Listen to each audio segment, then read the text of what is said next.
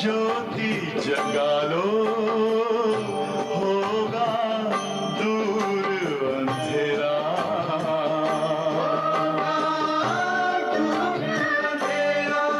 ओम शांति,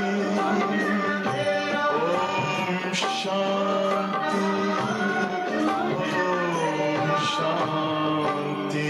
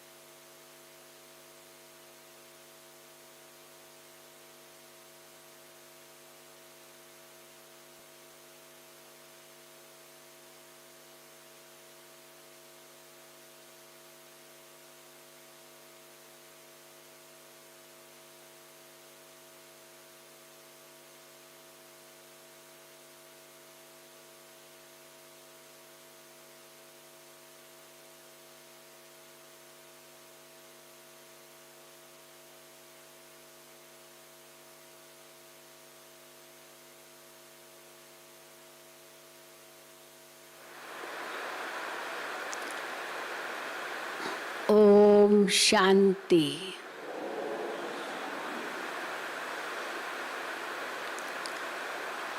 आज गणेश चतुर्थी है, तो ये नशा चढ़ता है कि हम ही गणेश है, शिव के बच्चे हैं, हम ही विघ्न विनाशक हैं, सिद्धि विनायक है। ये सारे जो गणेश के नाम है वो वास्तव में हम ही हैं। लेकिन बाबा हम बच्चों को जो ज्ञान देते हैं उस ज्ञान के आधार पर ही ये सब बनते हैं। बिना ज्ञान के न अष्ट शक्तियाँ आएगी, न ही हम सिद्धि को प्राप्त कर सकेंगे और न ही विघ्नों का विनाश कर सकेंगे। तो बहुत बुद्धिमान दिखाते हैं गणेश जी को। तो बाबा ने भी हमको कितनी ऊंची बुद्धि दी है। जिस ऊंची बुद्धि से, श्रेष्ठ बुद्धि से हम सब कुछ जान जाते हैं, तीनों लोकों को, तीनों कालों को पहचान करके, समझ करके उस ज्ञान को जीवन में लाते हैं। तो आज बाबा ने बच्चों को और भी बड़ा टाइटल दिया है, तुम हो spiritual leader. Spiritual leader, spiritual leader का क्या कार्य होता है वो भी बाबा ने बताया है। लीडर केवल वो नहीं बस सबको लीड करे और सबको बॉस बन करके खाली काम कराए, लेकिन खुद वो करके दूसरों को सिखाए, उसको कहेंगे स्पिरिचुअल लीडर। और बाबा ने तो इतना ऊंचा ज्ञान दे दिया है जो सारे विश्व के लिए है। आज बाबा ने जैसे कि सारी दुनिया को बुद्धि में रख करके ये ज्ञान दिया है।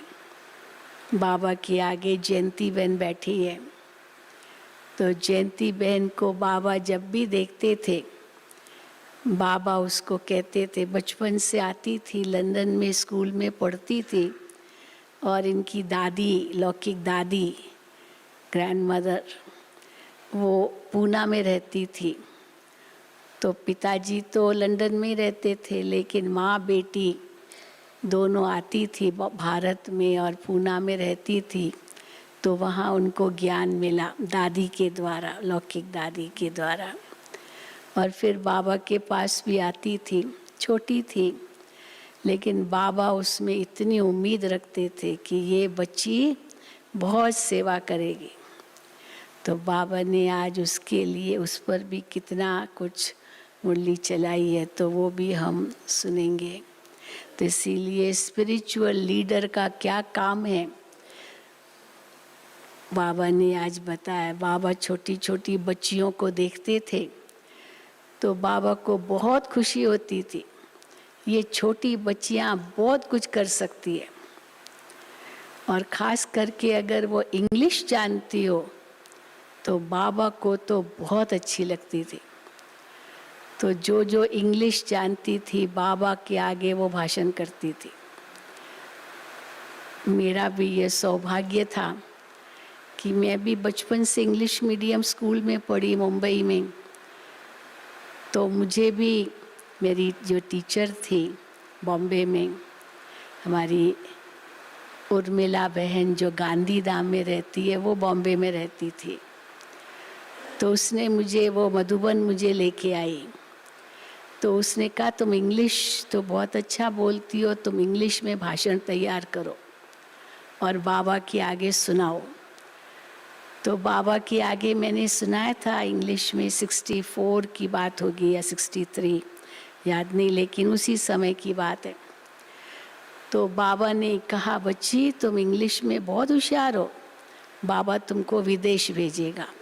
तो शुरू से ही बाबा को था कि जो इंग्लिश में बच्चियां भाषण कर सकती है, बाबा उनको विदेश भेजेंगे। तो जयंती बहन के प्रति भी बाबा की ये आश थी। तो 68 में जब जयंती बहन फिर भारत में आई तो उसने कहा बाबा अभी मुझे और पढ़ाई नहीं करनी है, मुझे भारत में सेवा करने का मौका दो। क्योंकि बाबा कहते थे विदेश जाओ, बाबा को कहती नहीं बाबा मैं भारत में सेवा करूंगी, विदेश में तो कुछ है ही नहीं। तो बाबा ने उनको आगरा भेजा 68 में, जहाँ पर महेंद्र भाई रहते थे, आगरा जोन इंचार्ज थे उस समय। तो बाबा ने महेंद्र भाई को कहा अब इनको अच्छी ट्रेनिंग दो ताकि ये अच्छा भाषण कर सके। तो महेंद्र भाई ने जयंती बहन को बहुत ट्रेनिंग दी और उसी अनुसार देखो फिर वापस बाबा के पास आई। और यहाँ पर बाबा तो फिर अव्यक्त हो गए और उसके बाद यहाँ कुमारियों की टीचर्स की भी ट्रेनिंग हुई जिसमें उसने भी भाग लिया। और फिर बाबा ने अव्यक्त बाप दादा ने उसको विदेश भेजा, लेकिन वो जाना नहीं चाहती थी। वो कहे कि मैं ऐसे कैसे जाऊंगी, वहाँ तो कोई सेवा ही नहीं है। तो फिर दादी जानकी से तो उनका स्नेह था, पूना से ही ज्ञान लिया था। तो उसने कहा मैं तब जाऊंगी जब दादी जानकी चले लंदन, मैं ऐसे नहीं जाऊंगी। तो देखो बाबा ने कैसे दादी जानकी को तैयार किया लंदन जाने के लिए। और फिर बाबा सब दादियों को कहते थे तुमको बाबा विदेश भेजेंगे, विदेश भेजेंगे। तो दादियाँ कहती थी बाबा हम इंग्लिश तो जानते नहीं हैं, हम क्या विदेश में जाके करेंगे, इंग्लिश चाहिए। तो बाबा कहते थे कोई बात नहीं बच्चे, तुमको बहुत इंटरप्रेटर मिल जाएंगे ट्रांसलेट करने वाले, इसलिए चिंता की बात नहीं। मुझे याद है उस समय दादियाँ तो अकेली ट्रैवल करती थी, कोई साथ में तो कोई भी नहीं होता था। अब इंग्लिश जानती नहीं तो गुलजार दादी अपना अनुभव सुनाती थी कि पहली बार जब बाबा ने मुझे लंदन विदेश भेजा तो इंग्लिश तो मुझे आती नहीं थी, तो मुझे लिख के दिया आपको एयरपोर्ट पर कोई कुछ कहे ना तो उनको ये दिखाओ नो इंग्लिश नो इंग्लिश। तो बहुत इनोसेंट जैसे वो जाती थी, वो प्रश्न पूछते थे नो इंग्लिश, लेकिन सब कुछ तो उनके पास था ही, तो सहज एयरपोर्ट से पास कर लेते थे। नहीं तो प्रश्न तो बहुत पूछते हैं एयरपोर्ट पर, तो इसलिए वो नो इंग्लिश बस कहा। और वहाँ तो लंदन में तो जयंती बहन होती थी, और जहाँ ये दादियाँ जाती थी जयंती बहन ज़रूर साथ में होती थी, इसलिए ट्रांसलेशन करने लिए जयंती बहन थी। तो आज बाबा ने विशेष रूप से उसको बहुत याद किया। और अभी तो आप देख रहे हैं हमारी एडिशनल एडमिनिस्ट्रेटिव हेड, मुख्य एडिशनल चीफ जयंती बहन है मोहिनी बहन के साथ। तो सुनेंगे बाबा के महावाक्य। आज 10/9/2021 है। मीठे बच्चे, तुम रूहानी बाप से नई नई रूहानी बातें सुन रहे हो। तुम जानते हो जैसे हम आत्माएं अपना रूप बदल कर आए हैं, वैसे बाप भी आए हैं। गीत बजा उस अनुसार ये हेडिंग दी गई है। मीठे बच्चे, तुम रूहानी बाप से नई नई रूहानी बातें सुन रहे हो। तुम जानते हो जैसे हम आत्माएं अपना रूप बदल कर आए हैं, वैसे बाप भी आए हैं। प्रश्न है, छोटे छोटे बच्चे बाप की समझानी पर अच्छी रीति ध्यान दे तो कौन सा टाइटल ले सकते हैं? छोटे बच्चे भी बाबा जो समझाते उस पर अच्छी रीति ध्यान दे तो कौन सा टाइटल ले सकते हैं? उत्तर है स्पिरिचुअल लीडर का।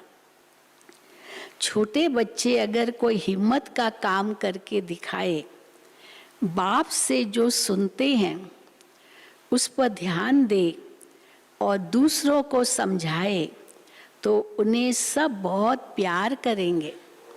बच्चों को, छोटे बच्चों को प्यार करेंगे। इतना छोटा और कितना ऊंचा ज्ञान दे रहा है। उन्हें सब बहुत प्यार करेंगे। बाप का नाम भी बाला हो जाएगा। तो गीत बजा है, छोड़ भी दे आकाश सिंहासन, इस धरती पर आ जा रे। फिर उसमें आता है, रूप बदल कर आ जा रे, आ जा रे। हाँ, तो क्या अभी हालत हो गई है दुनिया की, अभी आ जाओ। फिर उसी गीत के अंत में है जो गीता का श्लोक है, यदा यदा ही धर्मस्य ग्लानिर्भवति भारत। मैं आता हूँ जब जब धर्म की ग्लानि होती है। तो बाबा ने कहा कि देखो आत्माएं पुकार रही है, और फिर भगवान ने जवाब भी दिया है, क्योंकि आत्माएं पुकार रही है कि आ जा रे, तो मैं आता हूँ। पर कब आता हूँ? जब धर्म ग्लानि का समय होता है। तो वो आज बाबा ने मुरली में सब सुनाया है। तो छोड़ भी दे आकाश सिंहासन, इस धरती पर आ जा रे। ओम शांति। बच्चों ने बुलाया और बाप ने रिस्पॉन्ड किया। बाबा को बुलाया, आओ धरती पर रूप बदल कर। तो बाबा ने रिस्पॉन्ड किया, हाँ बच्चे मैं आया हूँ, धर्म ग्लानि का समय है।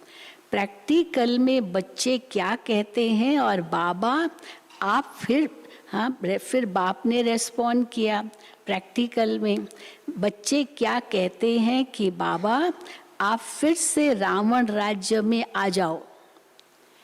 अक्षर भी है ना, फिर से माया का परछाया पड़ा है, उस गीत में है, माया का परछाया पड़ा है, अभी फिर से आ जाओ। माया कहा जाता है रावण को, तो पुकारते हैं रावण राज्य आ गया है, इसलिए अब फिर से आ जाओ। रावण के राज्य में यहाँ बहुत दुख है, हम बहुत दुखी पाप आत्मा बन पड़े हैं। अभी बाप प्रैक्टिकल में है, आए हैं बाबा, बच्चों ने पुकारा, बाबा दौड़ के आ गए। तो अभी बाप प्रैक्टिकल में है, बच्चे जानते हैं फिर से वही महाभारत लड़ाई भी खड़ी है, तभी तो भगवान होंगे ना। महाभारत लड़ाई माना भगवान वहाँ मौजूद है, फिर भी वही महाभारत लड़ाई भी खड़ी है। बाप ज्ञान और राजयोग सिखला रहे हैं, बुलाते भी हैं, हे निराकार परम पिता परमात्मा, निराकार से आकर साकारी रूप लो। इसमें आता रूप बदल कर आ जा रे, क्योंकि वो तो निराकार है, तो रूप बदल कर आओ माना साकार रूप लो।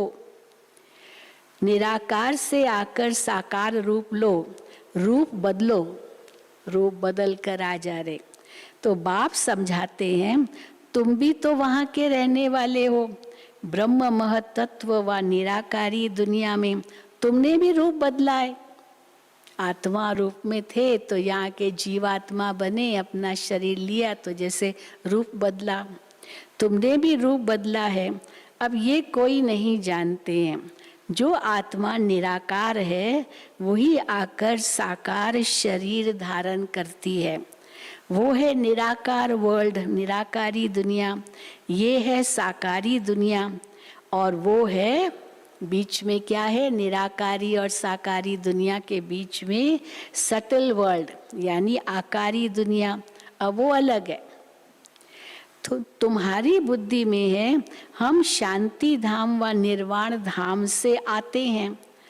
बाप को जब पहले पहले नई रचना रचनी होती है, ये गुह्य राज है कि बाप को जब पहले पहले नई रचना रचनी होती है तो सूक्ष्म वतन को पहले रचते हैं। सृष्टि पर भी आने से पहले सूक्ष्म वतन को रचते हैं। सूक्ष्म वतन में अभी तुम जा सकते हो, फिर कभी जाने का नहीं होगा। संगम पर ही केवल सूक्ष्म वतन है बच्चों के लिए, और अभी ही हम जाते हैं आते हैं। बहनें साक्षात्कार में जाती है, बाबा से मिलती है, संदेश लाती है, तो अभी ही बाबा कहते सूक्ष्म वतन में आ जा सकते हैं। अब कैसे जाते हैं, कोई पैदल जाने की बात थोड़ी है, कोई पैदल जाएं या गाड़ी में जाएं या हवाई जहाज में जाएं, कैसे जाते हैं सूक्ष्म वतन में। पैदल जाने की बात नहीं है, ये तो साक्षात्कार होता है तुम बच्चों को। मूल वतन का भी साक्षात्कार हो सकता है, परंतु जा नहीं सकते। मूल वतन में अभी नहीं जाएंगे, सूक्ष्म वतन में तो जाते आते रहते हैं, परंतु मूल वतन में अभी जा नहीं सकते। साक्षात्कार जरूर होता है लेकिन जा नहीं सकते।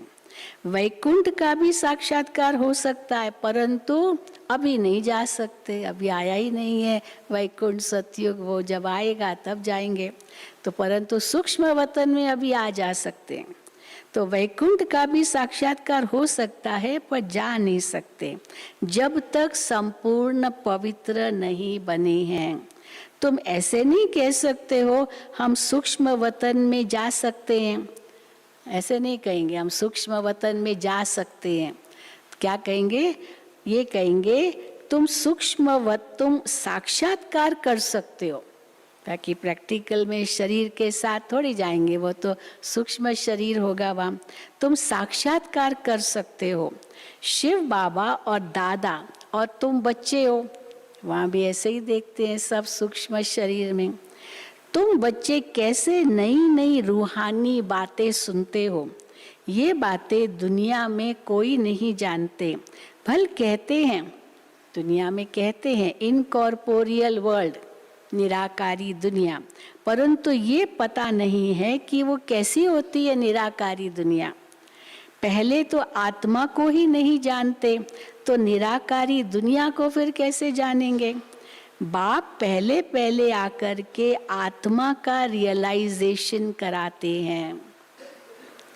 तुम आत्मा हो, फिर रूप बदला है, रूप बदलकर साकार में आए हो। तुम आत्मा हो फिर रूप बदला है, अर्थात निराकार से साकार में आए हो। अभी तुम समझते हो हमारी आत्मा 84 जन्म कैसे भोगती है, वो सारा पार्ट आत्मा में रिकॉर्ड मुआफिक भरा हुआ है। पहले ये बातें सुनाते थे, बाप कहते हैं अभी तुमको गुह्य रमणीक बातें सुनाता हूँ ना। शुरू में ये बातें बाबा बहुत सुनाते थे, तो अभी तो और बाबा गुह्य रमणीक बातें सुनाते हैं। जो तुम आगे नहीं जानते थे वो अभी जानते हो। नई नई पॉइंट्स बुद्धि में आती जाती है, इसलिए दूसरों को भी झट समझा सकते हो। दिन प्रतिदिन ये ब्राह्मणों का झाड़ बढ़ता जाता है। हाँ, कितना बढ़ता जाता है। ऑनलाइन सुनने वाले भी कितने बाबा के बच्चे बन गए हैं। तो इसलिए बाबा कहते हैं ये ब्राह्मणों का झाड़ बढ़ता जाता है, यही फिर दैवी झाड़ बनना है। ब्राह्मण ही वृद्धि को पाएंगे। देखने में कैसे छोटे आते हैं, दुनिया की भेंट में तो हम बहुत कम है ना। जैसे वर्ल्ड के नक्शे में इंडिया दिखाते हैं तो कितनी छोटी दिखाई पड़ती है।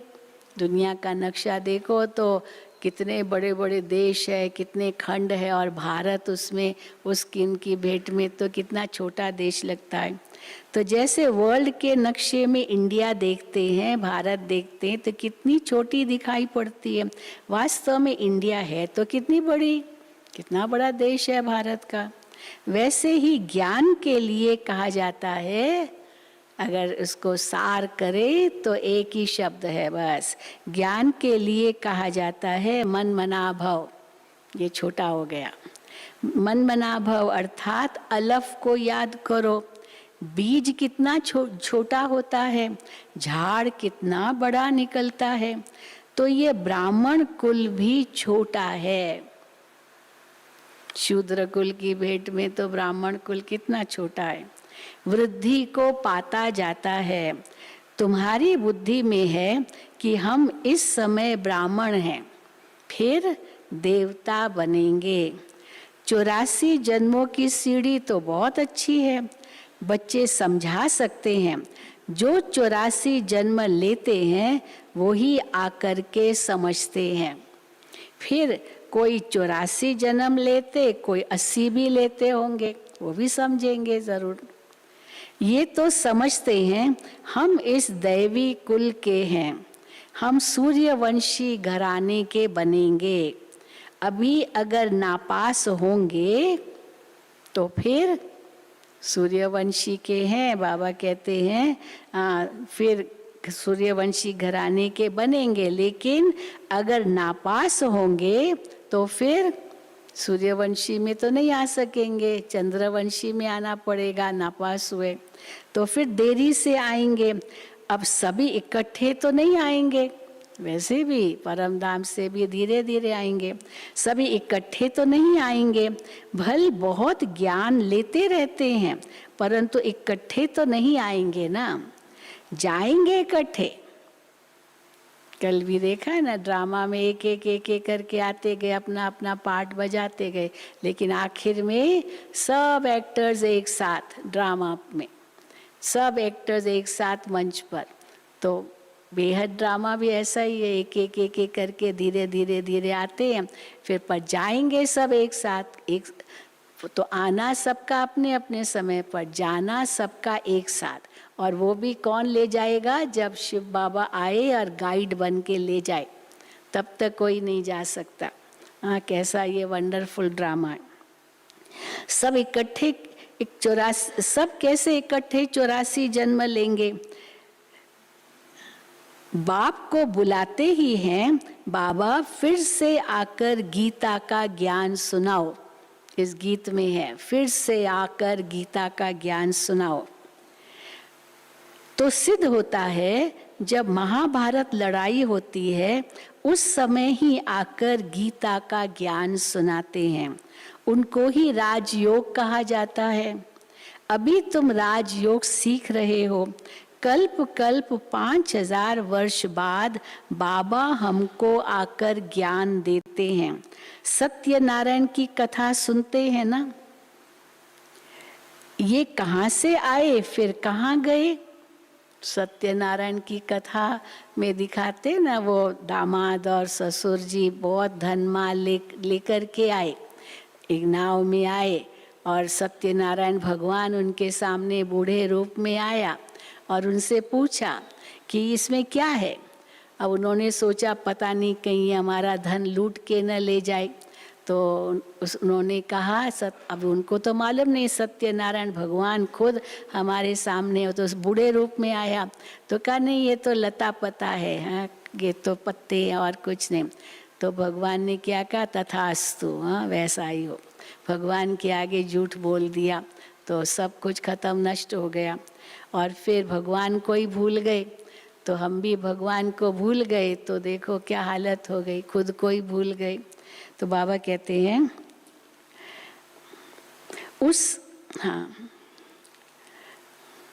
ये कहाँ से आए फिर कहाँ गए जानते नहीं है। तो बाप समझाते हैं, बच्चे ये रावण का परछाया जो पड़ा है, हाँ ये देवताओं के लिए भी कहेंगे, देवताएं आए इस सृष्टि पर, फिर क्या हुआ, फिर कहाँ चले गए। भगवान भी आया था, फिर क्या हुआ, स्वर्ग रचा, फिर कहाँ चला गया स्वर्ग। तो बाबा कहते गीत में आता है रावण का परछाया पड़ा है। अब ड्रामा अनुसार रावण राज्य खत्म होना है। सतयुग में है राम राज्य और इस समय है रावण राज्य। अभी तुम समझते हो हमारे में जो ज्ञान आया है वो इस दुनिया में किसको भी नहीं है, किसको भी नहीं है। हमारी ये नई पढ़ाई है नई दुनिया के लिए।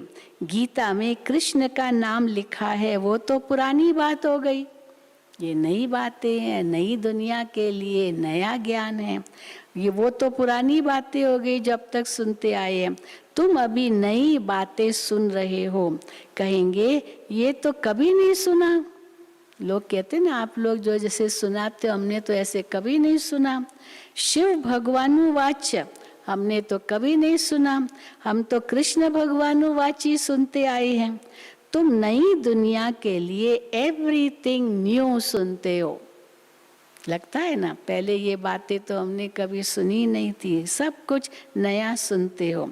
ये सब जानते हैं कि भारत प्राचीन है, सबसे प्राचीन अगर कोई देश है तो भारत है, सबसे भारत प्राचीन है। परंतु कब था, फिर इन लक्ष्मी नारायण का राज्य था, वो राज्य कैसे चला, इन्होंने कैसे राज्य पाया, फिर कहाँ चला गया, ये भी किसी को बुद्धि में नहीं आता। क्या हुआ जो इन्हों का राज्य खत्म हो गया, किसने जीत पाई, कुछ भी समझते नहीं। वो लोग तो सतयुग को ही लाखों वर्ष कह देते हैं। ये तो हो नहीं सकता कि लक्ष्मी नारायण ने लाखों वर्ष राज्य किया हो। हाँ 150 साल की तो उम्र होती है तो लक्ष्मी नारायण ने चलो 150 साल चलो कहेंगे राज्य किया, कोई कहे। परंतु फिर और क्या हुआ, और कौन, वो कहाँ गए, फिर और कौन आए उसके बाद। तो बाबा कहते ये तो हो नहीं सकता कि लक्ष्मी नारायण ने लाखों वर्ष राज्य किया होगा। फिर तो सूर्यवंशी राजाएं ढेर हो, लाखों वर्ष अगर चला होगा तो सूर्यवंशी राजाएं ढेर हो। किसका भी तो नाम है नहीं, केवल लक्ष्मी नारायण का ही नाम है। 1200 वर्ष का भी किसको पता नहीं है। फिर लक्ष्मी नारायण का राज्य कहाँ तक चला ये भी किसको पता नहीं। तो फिर लाखों वर्ष का पता किसको कैसे पड़ सकता है। किसकी भी बुद्धि काम नहीं करती। अभी तुम छोटे छोटे झट समझा सकते हो, ये है बहुत सहज ज्ञान, मुश्किल नहीं है, बहुत सहज है। भारत की कहानी सारी स्टोरी है, कहानी के रूप में सुना सकते हैं। सतयुग त्रेता में ही भारतवासी राजाएं थे, अलग अलग चित्र भी हैं। यहाँ तो हजारों वर्ष कह देते हैं। बाबा कहते हैं ये है ही 5000 वर्ष की कहानी। बाबा कई बार कहते कहानी के रूप में सुनाओ, लॉन्ग लॉन्ग अगो कहानी सुनाते ना, बहुत समय पहले की बात है। लेकिन सबसे ज़्यादा समय कितना कहेंगे, लाखों साल पहले की बात थोड़ी कहेंगे। सबसे पहले की बात माना 5000 साल, उससे तो पहले कुछ है ही नहीं। तो बाबा कहते हैं, बाप कहते हैं ये तो है ही 5000 वर्ष की कहानी। आज से 5000 वर्ष पहले लक्ष्मी नारायण का राज्य था, डिनाइस्टी थी, माना राजाई थी। फिर पुनर्जन्म लेना पड़े। छोटी छोटी बच्चियां इतना थोड़ा भी बैठ समझाए तो समझेंगे, ये तो बहुत अच्छी नॉलेज पड़ी हुई है। इतनी छोटी और कितना ऊंचा ज्ञान दे रही है। ये स्पिरिचुअल नॉलेज सिवाय स्पिरिचुअल फादर के और कोई के पास नहीं है। तुम कहेंगे हमको भी स्पिरिचुअल फादर ने आकर के बताया है। आत्मा शरीर द्वारा सुनती है, आत्मा ही कहेगी कि हम फलाना बनते हैं। सेल्फ को मनुष्य रियलाइज नहीं करते हैं। वो तो समझे शरीर ये डॉक्टर इंजीनियर बनता है, बाबा कहते हैं वो आत्मा बनती है, शरीर तो एक माध्यम है। तो सेल्फ को मनुष्य रियलाइज नहीं करते हैं, हमको बाप ने रियलाइज कराया है। हम आत्मा 84 जन्म पूरा लेते हैं। ऐसी ऐसी बातें बैठ समझाए छोटी छोटी बच्चियां तो कहेंगे इनको तो बहुत अच्छी नॉलेज है। जयंती बहन सामने बैठी थी तो बाबा उनको देखकर कह रहे हैं गॉड नॉलेजफुल है ना, गाते भी हैं God is knowledgeful, blissful, liberator, guide, परंतु कहाँ ले जाने वाला है? चलो गाइड उनको कहते हैं, पर कहाँ ले जाने वाला है ये कोई नहीं जानते। ये बच्चे समझा सकते हैं। स्पिरिचुअल फादर नॉलेजफुल है, इसको उनको ब्लिसफुल भी कहा जाता है। लिबरेट तब आकर करते हैं। हाँ, नॉलेजफुल है, ज्ञान का सागर है, ब्लिसफुल है, आनंद का सागर है। और फिर बाबा कहते हैं लिबरेटर है, मुक्ति जीवन मुक्ति दाता है। तो लिबरेट किससे करते हैं? लिबरेट तब आकर करते हैं। और कब करते हैं? जब मनुष्य दुखी होते हैं। सतयुग में तो लिबरेट करने का प्रश्न ही नहीं ना, मुक्त करने का। सब सुखी है, कोई पुकारता भी नहीं है। पर जब दुखी है तब पुकारते हैं। जब मनुष्य दुखी होते हैं, एक रावण का राज्य होता है, हेवनली गॉड फादर कहा जाता है, और हेल को रावण राज्य कहा जाता है। हेवनली गॉड फादर हेवन रचेगा और ये रावण का राज्य है। हेल को रावण राज्य कहा जाता है। ये नॉलेज किसको बैठ सुनाओ तो झट कहेंगे ये सबको चलकर सुनाओ। ये विदेश में बच्ची जाएगी और लोगों को सुनाएगी तो लोग वहाँ कहेंगे कि औरों को भी सुनाओ, हाँ सबको चलकर सुनाओ। परंतु धारणा बहुत अच्छी चाहिए। कहीं भी सुनाएंगे तो कहेंगे बहुत अच्छा ज्ञान देते हो, अभी औरों को भी सुनाओ। पर धारणा बहुत अच्छी चाहिए। प्रदर्शनी के चित्रों की मैगजीन भी है। तो अभी उस समय तो इतने बड़े बड़े चित्र नहीं थे, तो छोटी मैगजीन बाबा ने बनवाई थी। हमारे आत्म प्रकाश भाई ने बनाई थी वहाँ दिल्ली में प्रिंटिंग प्रेस में। तो बाबा कहते हैं प्रदर्शनी के चित्रों की मैगजीन भी है, और भी समझेंगे तो इस पर बहुत सर्विस कर सकते हैं। फिर अभी जयंती बहन की बात आती है। ये बच्ची भी जयंती बहन लंदन में वहाँ अपनी टीचर को समझा सकती है। स्कूल में पढ़ती थी ना, छुट्टियों में भारत आती थी, पुणे आती थी, फिर मधुबन आती थी, फिर लंदन जाती थी। वहाँ तो कोई सेंटर था नहीं। तो बाबा कहते हैं ये लंदन में वहाँ अपनी टीचर को समझा सकती है, वहाँ लंदन में ये सर्विस कर सकती है। दुनिया में ठगी तो बहुत है ना, धोखा देने वाले, ठगी करने वाले बहुत है। रावण ने एकदम सबको ठग बना दिया है।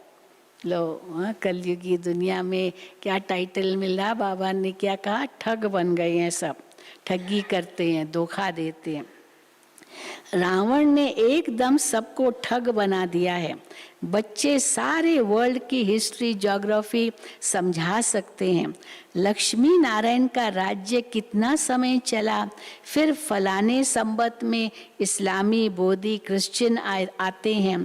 वृद्धि होते होते वैरायटी धर्मों का झाड़ कितना बड़ा हो जाता है। सोचो तो अभी कितना बड़ा हो गया है झाड़।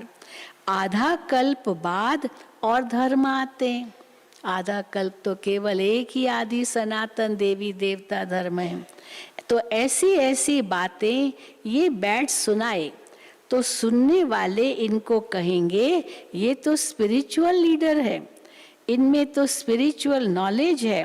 ये फिर कहेंगी, जब ये उनसे कहेंगे, जयंती बहन को बाबा कहते आपको कहेंगे कि ये स्पिरिचुअल नॉलेज है आपके पास, आप तो स्पिरिचुअल लीडर हो, ये कहाँ से तुम ज्ञान लाई? तो फिर ये कहेंगी ये नॉलेज तो इंडिया में मिल रही है भारत में मिल रही है ये knowledge. Spiritual God father they रहे हैं, वो है बीज रूप। ये उल्टा झाड़ है, बीज है नॉलेजफुल। तो भारत का ही ज्ञान, भारत का ही राजयोग सारे विश्व में जाता है। तो ये उल्टा झाड़ है, बीज है नॉलेजफुल। बीज को झाड़ की नॉलेज होगी ना। ये वैरायटी रिलीजन का झाड़ है। ये कल्प वृक्ष क्या है? वैरायटी धर्मों का झाड़ है। भारत का डीटी रिलीजन इनको कहा जाता है। जो थुड़ है वो मेन ट्रंक, वो भारत का डीटी रिलीजन, देवता धर्म है। भारत का डीटी रिलीजन इनको कहा जाता है। पहले लक्ष्मी नारायण का राज्य, फिर होता है राम सीता का राज्य। आधा कल्प ये चलता है, फिर बाद में आते हैं इस्लामी, बोधी, क्रिश्चियन, सब आते हैं। अब्राहम आया, बुद्ध आया, क्राइस्ट आया, फिर बाद में आते इस्लामी, बोधी, क्रिश्चियन। झाड़ वृद्धि को पाता रहता है। ऐसे जाकर ये बच्ची भाषण करे और समझाए कि ये वृक्ष कैसे इमर्ज होता है, ये सृष्टि चक्र कैसे फिरता है, हम समझा सकते हैं। ये कहे वहां जाकर। विलायत में तो और कोई है नहीं, बाबा के बच्चे तो और कोई खास थे नहीं, केवल जयंती बहन की माता जी थी, रजनी बहन उनका नाम था, और पिताजी जो थे मुरली दादा, वो तो सहयोगी थे। और पहला ग्रुप जब 1970 में गया विदेश, तो पहले लंदन गया और वहाँ मुरली दादा, रजनी बहन थे, जयंती बहन के मदर फादर, उनके पास ही ठहरे थे। और कैसे उन्होंने वहाँ कम्युनिटी हॉल लिया, एग्जीबिशन के चित्र लेकर के गए थे और ज्ञान सुनाया। तो बाबा कहते हैं विलायत में तो और कोई है नहीं, और साकार बाबा के समय तो विदेश में और कोई भी सेंटर नहीं था, कोई केवल लंदन में ही वो बच्ची मना रजनी बहन थी, जयंती बहन तो छोटी थी, और अमेरिका में हमारी हरदेवी बहन थी, वो भी भारत से गई हुई थी, तो शादी करके वहाँ गई, वो अमेरिका में थी, सैन एंटोनियो में थी। तो वहाँ पर जब गए तो उन्होंने प्रोग्राम कराया, जब दादी प्रकाश मणि जी गए थे, तो इसीलिए तब विदेशों में कैसे सेवाएं हुई।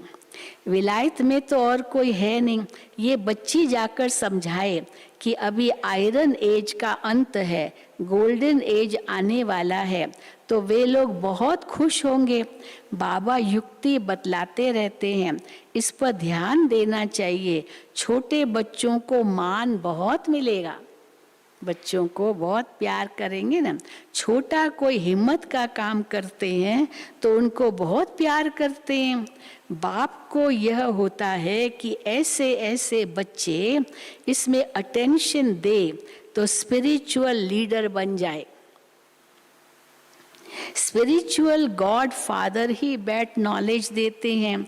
कृष्ण को तो गॉड फादर कहना भूल है। अब कृष्ण भी छोटा बच्चा, उसको गॉड फादर कैसे कह सकते, तो भूल है। गॉड तो है निराकार, हम सब आत्माएं ब्रदर्स हैं, वो बाप हैं। सब आयरन एज में जब दुखी होते हैं तब बाप आते हैं।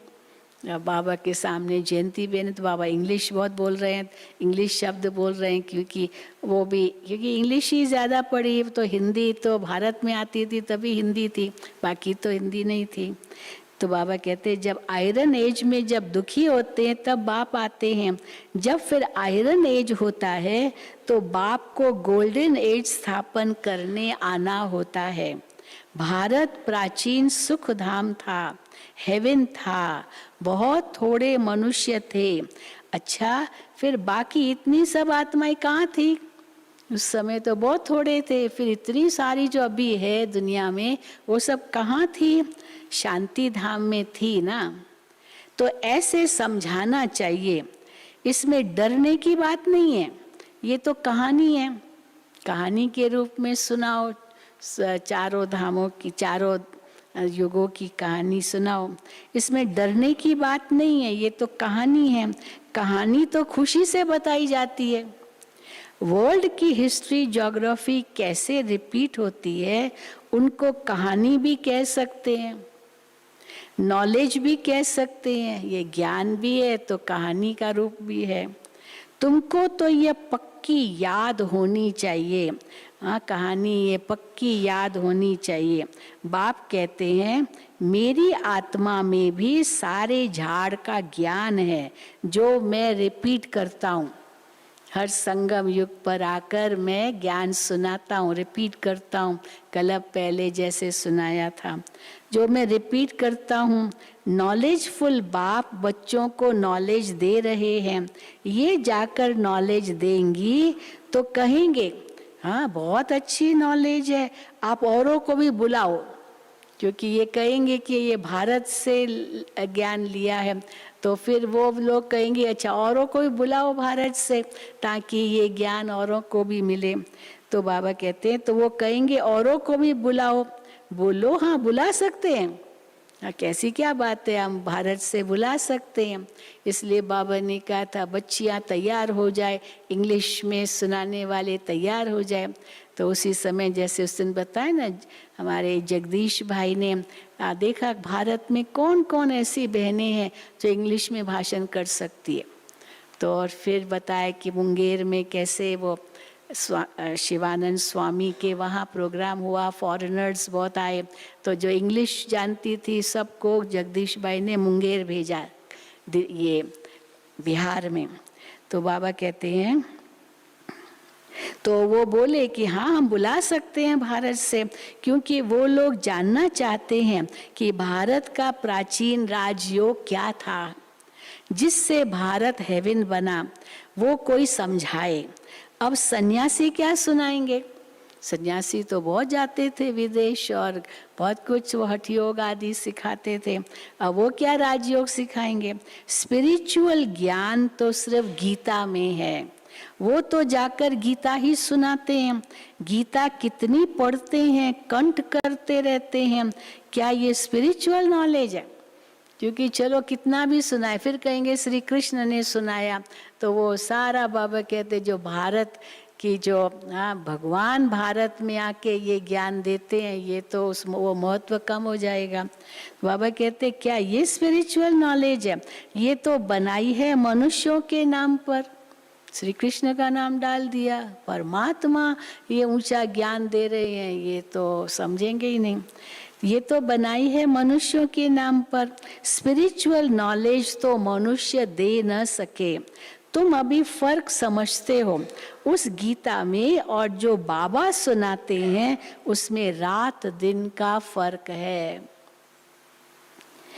दिया फादर ने, ज्ञान दिया फादर ने, पिता ने, और नाम डाल दिया बच्चे श्री कृष्ण का। देखो कितनी बड़ी विडंबना, दिया फादर ने और नाम डाल दिया है कृष्ण का।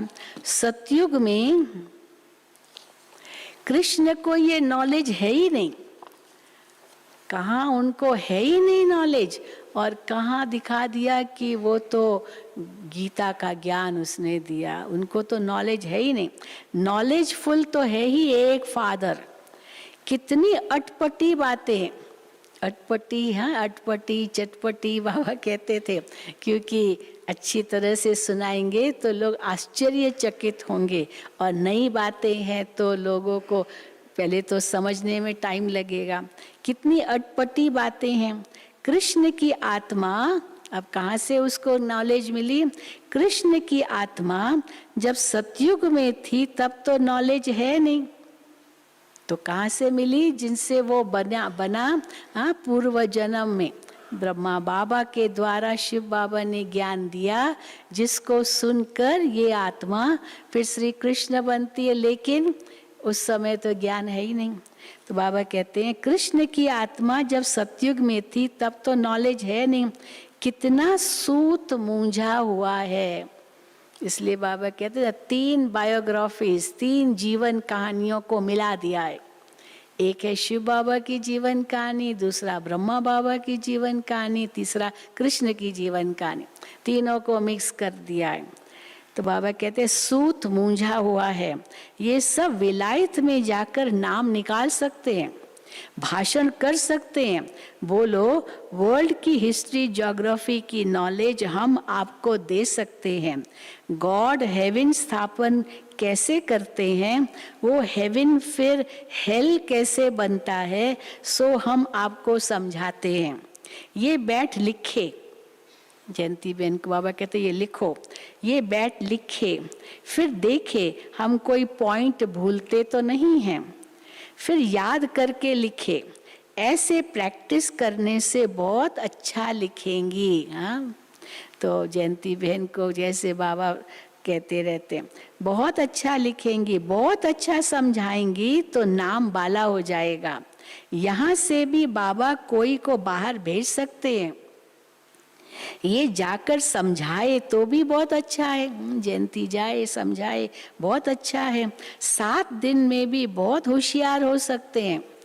बुद्धि में धारण करना है, बीज और झाड़ डिटेल समझानी है, चित्रों पर बहुत अच्छी रीति समझा सकते हैं। सर्विस का शौक होना चाहिए, बहुत ऊंच मर्तबा हो जाएगा। नॉलेज बड़ी सहज है, ये है पुरानी छीछी दुनिया। स्वर्ग के आगे ये पुरानी दुनिया क्या है, बाबा ने किससे भेंट किया इस पुरानी दुनिया को, कहाँ स्वर्ग और कहाँ आज की दुनिया। स्वर्ग के आगे ये पुरानी दुनिया, बाबा कहते जैसे गोबर मिसल है। आजकल तो गोबर का भी बड़ा महत्व हो गया है ना, गोबर गैस, गोबर पर बांस कितनी होती है, तो गोबर मिसल है। तो बाबा कहते हैं ये कलयुगी दुनिया सतयुगी दुनिया की भेंट में तो गोबर मिसल है, इसमें बांस आती है और वो है सोने की दुनिया, ये है गोबर की दुनिया। अब गोबर तो को तो आग बहुत जल्दी लगती है, वो तो घास ही ना होता है ना, तो वो तो घास खाती है गाय, तो गोबर उनका उसी अनुसार होता है, तो वो आग जलाने के लिए भी यूज़ करते हैं गोबर। तो ये तो ऐसे ही इस कलयुगी दुनिया को आग लगनी है। बाबा कहते हैं वो है सोने की दुनिया और ये है गोबर की दुनिया। तुम बच्चे जानते हो अभी हम ये शरीर छोड़ जाकर प्रिंस प्रिंसेस बनेंगे, ऐसे स्कूल में पढ़ने जाएंगे। अब चले जाओ सतयुग में, कैसे जाएंगे स्कूल में पढ़ने, अपने पुष्पक विमान में जाएंगे। स्कूल के लिए अलग पुष्पक विमान होगा, घूमने सैर पर जाने लिए अलग पुष्पक विमान होगा, कितने होंगे। बाबा कहते ऐसे स्कूल में पढ़ने जाएंगे, वहाँ ऐसे विमान होंगे, फुल प्रूफ होंगे। गुलजार दादी अनुभव बहुत सुनाती थी सतयुग का, जब स्वर्ग का सुनाती थी तो उनसे पूछा दादी से, दादी वहाँ पर कैसे स्कूल में जाएंगे, बच्चा वो चलाएगा क्या प्लेन। तो दादी ने कहा क्यों नहीं, वहाँ तो छोटे बच्चे भी वो प्लेन चला सकेंगे, ऐसा होगा, इतना फुल प्रूफ होगा। तो बाबा कहते हैं वहाँ ऐसे विमान होंगे, फुल प्रूफ होंगे, कभी एक्सीडेंट नहीं होगा। ये खुशी बच्चों को अंदर रहे तो कभी भी कोई बात में रोना नहीं आए। रोना आता है माना हम भूल गए हैं कि सतयुग भी ऐसा होता, हम वहाँ जा रहे हैं, तो रोना नहीं आए। तुम समझते हो ना कि हम प्रिंस प्रिंसेस बनेंगे, तो तुमको क्यों नहीं अंदर में खुशी होनी चाहिए। भविष्य में ऐसे स्कूल में जाएंगे, ये करेंगे। हाँ, बच्चों को पता नहीं ये क्यों भूल जाता है। बाबा को आश्चर्य होता है, बच्चे भूल क्यों जाते हैं, हम क्या बन रहे हैं, कहाँ जा रहे हैं। बहुत नशा चढ़ना चाहिए, नशा चढ़ा दिया बाबा ने। अच्छा मीठे मीठे सिकिल दे बच्चों प्रति माता पिता बाप दादा का याद प्यार और गुड मॉर्निंग। रूहानी बाप की रूहानी बच्चों को नमस्ते।